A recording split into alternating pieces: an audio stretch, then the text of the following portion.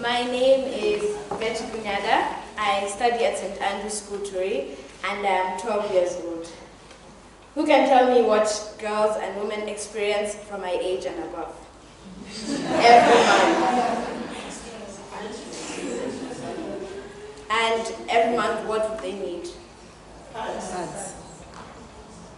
So, my citizenship activity this year is about reusable sanitary pads. Imagine if you're on your periods and you didn't have any pads, like at all. What would you do? Or how would you feel? I wouldn't go anywhere. Miss out in school. So, there are two types of pads, reusable and disposable. Disposable pads are like this one, you can only use once. While reusable ones last longer because you can use, wash, and use again. A fun fact, 65% of women and girls cannot afford to buy these sanitary products. Can anyone tell me how much one of these would cost? Yes. Maybe a pack of 10. 95. There's some that cost 80. Okay, let's say the pack costs 80 and they have 8 pads inside. So one of these will cost 10. This means that if a woman was buying them using them for 5 days every month, they'll be using 3,000 Kenyan shillings on their pads every year. I found out that this is a problem to those who come from poor backgrounds because they can't afford to buy these because the families have more important priorities like food, shelter, and clothing, and going to school. So some of these girls would have to find their own ways to get one of these or 5 of these, depending on their case. So they'll have to, some of them would engage in sexual activities with men so that they can get money to buy these. And this is a risk because they can either get one of the sexually transmitted diseases like HIV, or they have a risk of getting pregnant, which under 23 years old is not good for a woman or a girl. If they don't, some others would miss school. So if they had their periods for 5 days every month, that means if we're using the British system, they'll be missing 1.5 months of school every year.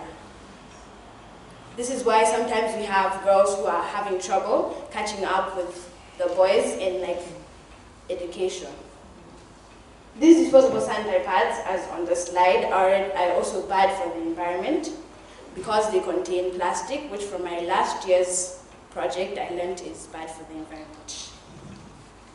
So I decided to focus on the pupils being helped by the Mango Tree Orphan Support Care Program because they're all orphans. And at a seminar with 48 of them, I distributed 3 to all of them. And to those 12 that helped me, I gave 3 more, a bucket and a bit of soap for washing.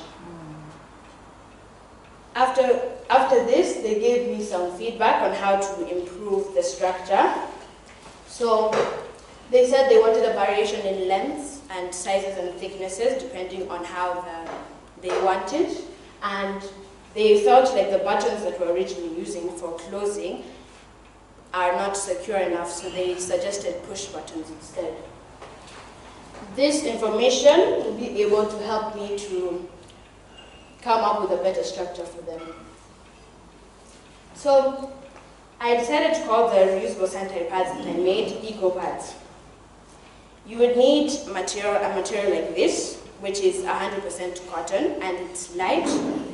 I used this, you can use towels also, but then I used this because it's light but more absorbent than a towel.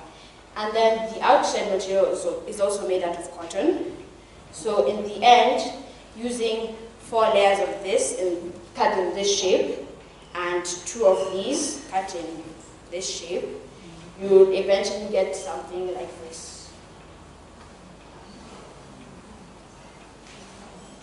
You can have a feel of the material because it's coming around, and also see some of the pads as they come around.